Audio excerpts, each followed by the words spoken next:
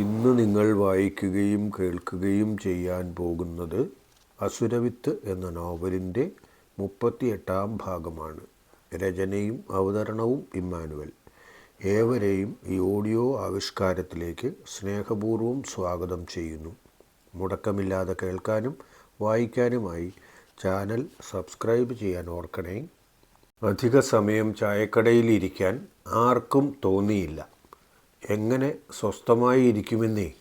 അതിന് പ്രധാനമായ 2 കാരണങ്ങളാണ് ഉണ്ടായിരുന്നത്. ഒരു പ്രധാന കാരണം, ഉപദ്രവിക്കപ്പെട്ട ആന ഏതെങ്കിലും കാരണവശാൽ വല്ല കുറുക്കുവഴിയിലൂടെയോ മറ്റോ ചാടി ഓടി എത്തിയെങ്കിൽ എല്ലാവരുടെയും കാര്യം പോക്ക് തന്നെ. തീർത്തു കളയും എന്ന കാര്യം ഉറപ്പ്. അത് ആർക്കും താല്പര്യമുള്ള കാര്യമായിരുന്നില്ലല്ലോ. അതുപോലെ തന്നെ ഉദ്ദേശിച്ച സമയത്ത് മാനന്തവാടിയിൽ നിന്നും പോകണം എന്നതാണ് 2ാമത്തെ കാര്യം. അതും പ്രധാനമാണ്. വഴിയിൽ കുടുങ്ങാൻ പാടില്ലല്ലോ. പ്രധാനമായ ഈ 2 കാര്യങ്ങളും ഉണ്ടായിരുന്നതുകൊണ്ട് വളരെ പെട്ടെന്ന് തന്നെ ചായകുടി കഴിഞ്ഞ് കാട്ടിക്കുളത്തു നിന്നും അവർ മാനന്തവാടിയിലേക്ക് പോന്നു. കുറച്ചു ദൂരമേ ഉള്ളുവെങ്കിലും ചെറിയാച്ചന് അറിയാൻ ഇനിയും ഉണ്ടായിരുന്നു. കാട്ടിക്കുളത്തു നിന്നും മാനന്തവാടിയിലേക്കുള്ള യാത്രയിൽ ഫിനാൻസ് കമ്പനിയുടെ കാര്യത്തിൽ ഇനി ചെയ്യാനുള്ള കാര്യങ്ങളിൽ ലോനപ്പൻ്റെ ഭാഗത്തു നിന്നും എന്തൊക്കെ സഹായം കിട്ടും എന്നത് ചെറിയാച്ചൻ കൃത്യമായി ചോദിച്ചറിഞ്ഞു. അവിടെ നിന്നും പരിചയമുള്ള സ്റ്റാഫിനെ വിടാം എന്ന് പറഞ്ഞത് എപ്പോഴേക്ക് ലഭിക്കും എന്നതും തീരുമാനമായി. ഒരു പരിചയവുമില്ലാത്ത പ്രസ്ഥാനം തുടങ്ങാൻ തീരുമാനിച്ചത് തന്നെ അവരെ കിട്ടുമല്ലോ എന്ന ധൈര്യത്തിലാണ്. ചെറിയാച്ചൻ ഇവിടെ കെട്ടിടം പണി തുടങ്ങിയപ്പോൾ തന്നെ ജിൻസ് അവിടെ ഇങ്ങോട്ട് പോരാനുള്ള കുറച്ച് സ്റ്റാഫിനെ തയ്യാറാക്കി നിർത്തിയിട്ടുണ്ടായിരുന്നു. അതുകൊണ്ട് ആളിൻ്റെ കാര്യത്തിൽ വിഷമമൊന്നും ആവശ്യമില്ല. ഫർണിഷിങ് കൂടി കഴിഞ്ഞാൽ പിറ്റേ ദിവസം വേണമെങ്കിലും സ്റ്റാഫ് സ്ഥലത്തെത്തും. അവർക്കുള്ള താമസ സൗകര്യം ശരിയാക്കി കൊടുക്കണമെന്ന് അവർ ചെറിയാച്ചനോട് പറയുകയും അയാളത് സമ്മതിക്കുകയും ചെയ്തു. ദിവസങ്ങൾ വളരെ പെട്ടെന്ന് കഴിഞ്ഞുപോയി. ചെറിയാച്ചന് വളരെ തിരക്കുള്ള ദിവസങ്ങളായിരുന്നു അത്. പറഞ്ഞിരുന്ന ദിവസത്തിനുള്ളിൽ തന്നെ ബിൽഡിങ്ങിലെ ഫർണിഷിംഗ് എല്ലാം കഴിഞ്ഞു. ഒരു നല്ല ദിവസം നോക്കി ഫിനാൻസ് കമ്പനിയുടെ ഉദ്ഘാടനം നടത്താൻ തീരുമാനിച്ചു. മാനന്തവാടിയുടെ രൂപതാ മെത്രാനാണ് ഉദ്ഘാടനം നിർവഹിച്ചത്. 1ാമത്തെ ദിവസം തന്നെ കുറേ പേരുടെ ഡെപ്പോസിറ്റ് കിട്ടാനുള്ള സൗകര്യങ്ങളെല്ലാം പറഞ്ഞ് ഉറപ്പിച്ചു വച്ചിരുന്നു. അവരൊക്കെ തന്നെ വാക്ക് പാലിക്കുകയും ചെയ്തു. അന്നു മുതൽ തന്നെ പ്രസ്ഥാനം സാമാന്യം ഭംഗിയായി മുന്നോട്ട് പോകാൻ തുടങ്ങി. കാര്യങ്ങൾ പഠിച്ചെടുക്കാൻ ചെറിയാച്ചനും തൊമ്മനും അധിക കാലമൊന്നും വേണ്ടി വന്നില്ല. താല്പര്യമുള്ള ഏത് കാര്യവും നമ്മൾ വേഗത്തിൽ പഠിച്ചെടുക്കുമല്ലോ. അതാണ് അതിൻ്റെ പിന്നിലെ കാരണം. താല്പര്യമുണ്ടാവുക എന്നതാണ് പ്രധാനം. പലർക്കും ഇല്ലാത്തതും താല്പര്യം തന്നെ.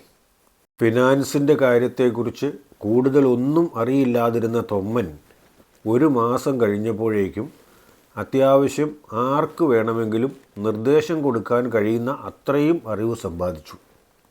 അവർ 2 പേരും തന്നെ ധാരാളം മതി എന്ന രീതിയിലായിരുന്നു ഇപ്പോൾ ഫിനാൻസ് കമ്പനിയുടെ പോക്ക്. എന്നാലും കോഴിക്കോട് നിന്നും വന്നവർക്ക് കുറഞ്ഞത് 3 മാസമെങ്കിലും ജോലി കൊടുക്കണം.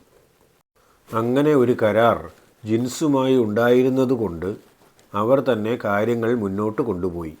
ഇക്കാലഘട്ടത്തിൽ ഒഴിവുള്ള ഒരു മുറിയിൽ ജ്വല്ലറി തുടങ്ങുന്നതിനുള്ള തകൃതിയായുള്ള പരിശ്രമത്തിലായിരുന്നു ചെറിയാച്ചൻ. ജ്വല്ലറിയുടെ നടത്തിപ്പ് സംബന്ധിച്ച വിശദമായ വിവരങ്ങൾ ജിൻസ് അവൻ്റെ ഒരു കൂട്ടുകാരനിൽ നിന്നും സംഘടിപ്പിച്ചു കൊടുത്തു. അതനുസരിച്ച് സാധനങ്ങൾ വാങ്ങുന്ന സ്ഥലത്ത് മുതലുള്ള ഫോൺ നമ്പറുകളും ശുപാർശകളുമെല്ലാം അവർ തന്നെ നടത്തിയിരുന്നു. ചെറിയാച്ചൻ പ്രതീക്ഷിച്ചതിനേക്കാൾ വളരെ കൂടുതൽ സഹായമായിരുന്നു ജിൻസിൽ നിന്നും അയാൾക്ക് ലഭിച്ചത്. അയാളുടെ മനസ്സിൽ മൂടി വച്ചിരുന്ന ആഗ്രഹം ഉണർന്നു വരാൻ അതൊരു കാരണമായി. അതുകൊണ്ട് തന്നെ അവനെ തൻ്റെ മരുമകനായി കിട്ടിയിരുന്നെങ്കിൽ എന്ന് അയാൾ ആത്മാർത്ഥമായി ആഗ്രഹിച്ചു. ആ ആഗ്രഹം നേരത്തെ ഒരിക്കൽ അക്കാമ്മയോട് പറഞ്ഞതാണ്. വീണ്ടും ഒരു തവണ കൂടി അവളോട് പറഞ്ഞു. അപ്പോഴും അവളുടെ അഭിപ്രായത്തിന് ഒരു മാറ്റവുമില്ല. പെണ്ണിൻ്റെ ആഗ്രഹമാണ് പ്രധാനം, അത് കഴിഞ്ഞു മാത്രം മറ്റാരുടെയും എന്നാണ് അവൾ അന്നും പറഞ്ഞത്. ഈ കാലയളവിൽ റിൻസിയുടെയും എലിസബത്തിൻ്റെയും മറ്റും +2 റിസൾട്ട് വന്നു.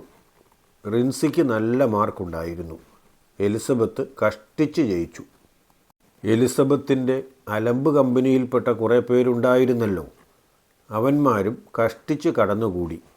ആൻസിക്ക് മാത്രം വളരെ ഉയർന്ന മാർക്കുണ്ടായിരുന്നു. അവൾ അവളുടെ ലക്ഷ്യത്തിലേക്ക് മുന്നേറാനുള്ള തയ്യാറെടുപ്പിലാണ്. അവൾക്ക് അതിനുള്ള കഴിവുണ്ട് താനും. അവളുടെ ലക്ഷ്യവും ഉയർന്നതാണ്. അങ്ങോട്ട് എത്താനുള്ള സാമ്പത്തിക സ്ഥിതിക്ക് മാത്രമേ കുറവുള്ളൂ.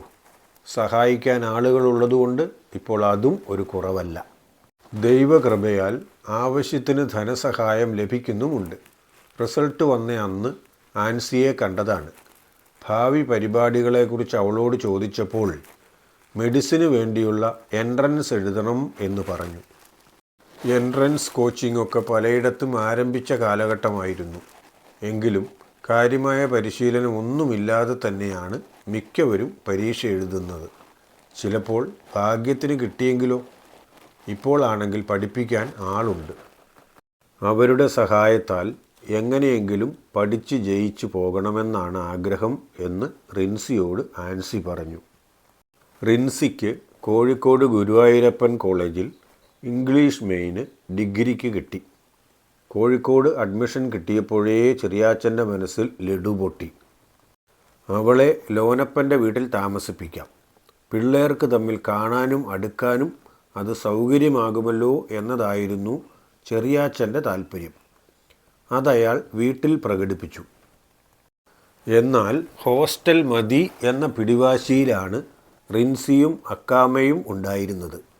അതുകൊണ്ട് അയാൾക്ക് തൻ്റെ ആഗ്രഹം പിൻവലിക്കേണ്ടി വന്നു. ഞാൻ എൻ്റെ ആഗ്രഹം പറഞ്ഞുവെന്നേ ഉള്ളൂ.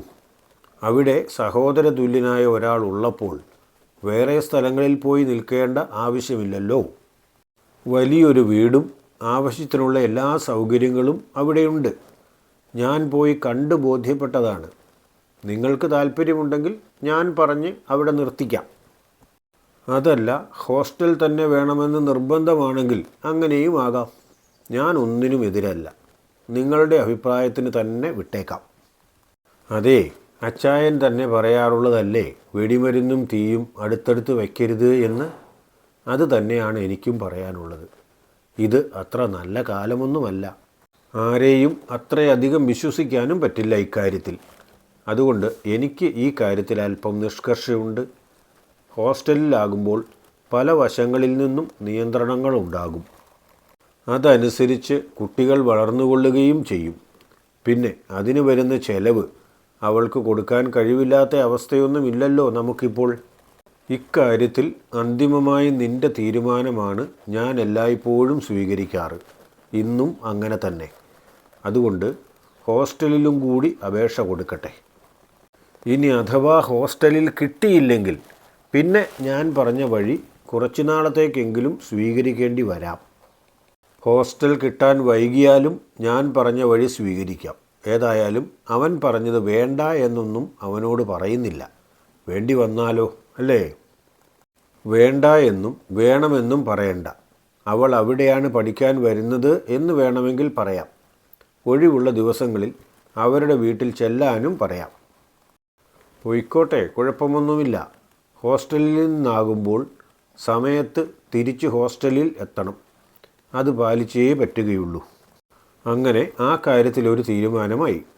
റിൻസി ഗുരുവായൂരപ്പൻ കോളേജിൽ അഡ്മിഷൻ എടുക്കുകയും ചെയ്തു. ഹോസ്റ്റലിൻ്റെ കാര്യം പിന്നീട് അറിയിക്കും എന്നാണ് അഡ്മിഷന് വേണ്ടി ചെന്നപ്പോൾ പറഞ്ഞത്. ഏതായാലും അവർ ഹോസ്റ്റലിൽ പോയി റൂം കണ്ടു. നല്ല സൗകര്യങ്ങളുണ്ട്. കോളേജിന് അടുത്ത് തന്നെയാണ് താനും. അഡ്മിഷന് പോയപ്പോൾ അവർ കുടുംബസമേതമാണ് പോയത്. ഹോസ്റ്റൽ മുറിയിൽ കയറി കണ്ടു. വിശാലമായ മുറിയാണ്.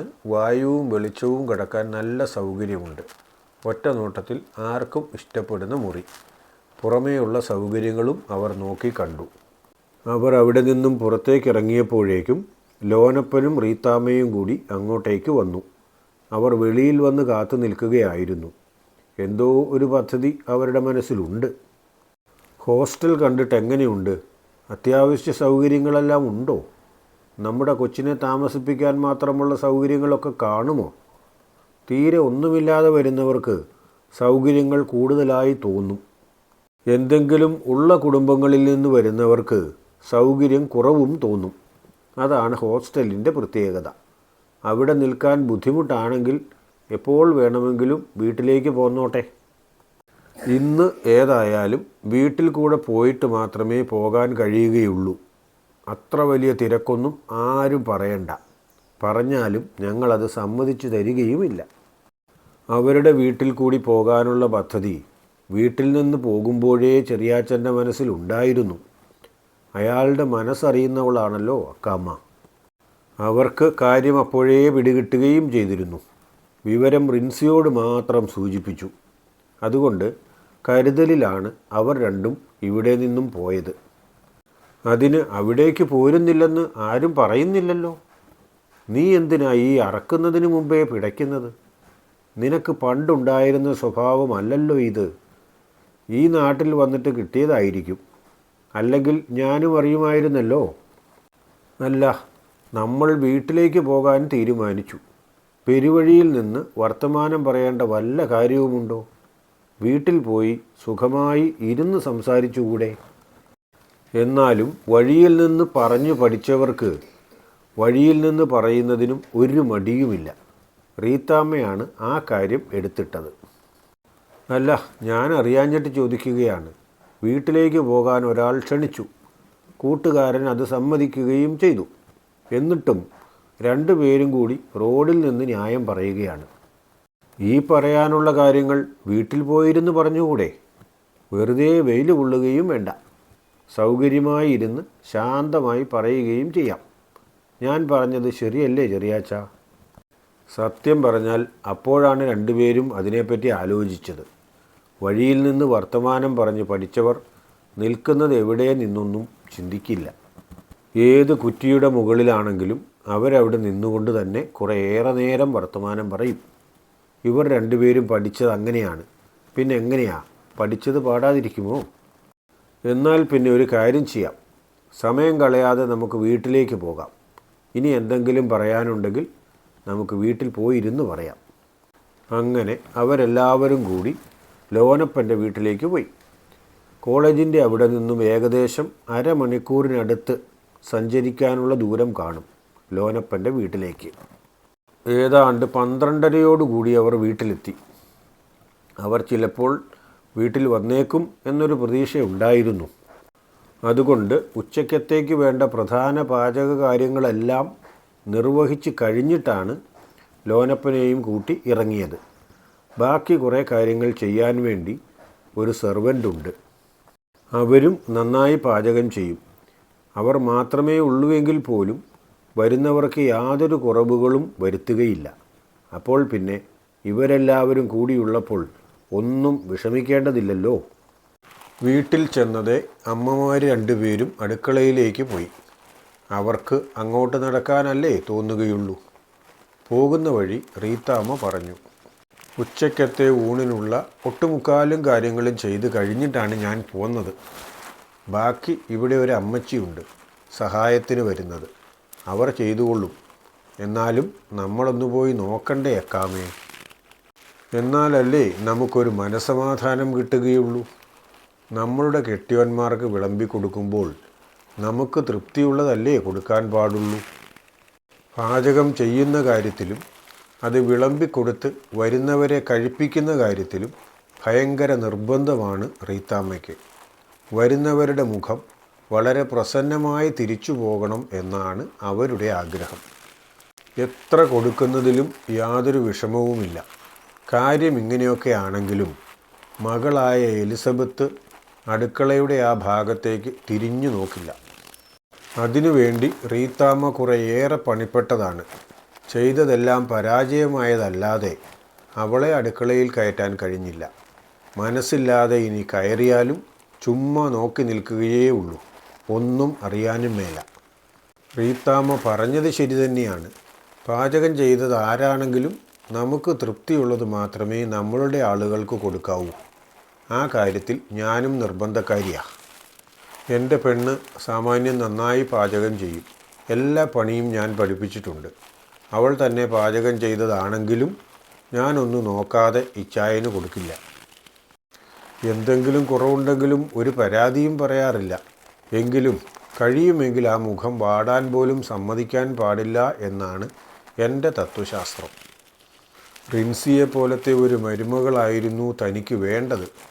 അതല്ലെങ്കിൽ പിന്നെ വരാൻ പോകുന്നത് എന്ത് ജാതിയാണോ ആവും. കഥ വായിക്കുകയും കേൾക്കുകയും ചെയ്യുമ്പോൾ തോന്നുന്ന അഭിപ്രായങ്ങളും നിർദ്ദേശങ്ങളും കമൻ്റായി രേഖപ്പെടുത്താൻ മറക്കല്ലേ. ഇഷ്ടമാണെങ്കിൽ ലൈക്ക് ചെയ്യുകയും കൂട്ടുകാർക്കും ബന്ധുക്കൾക്കുമൊക്കെ ഒന്ന് ഷെയർ ചെയ്ത് കൊടുക്കുകയും ചെയ്തേക്കണേ. അവരും കൂടി കഥ വായിച്ചു കൊള്ളട്ടെ എന്ന്. അടുത്ത ഭാഗം നാളെ തന്നെ പോസ്റ്റ് ചെയ്യും. സാധാരണ പോലെ ഉച്ചതിരിഞ്ഞ് 2:30 തന്നെ. എല്ലാവർക്കും നല്ല ഒരു ദിവസം ആശംസിക്കുന്നു. ഓക്കേ.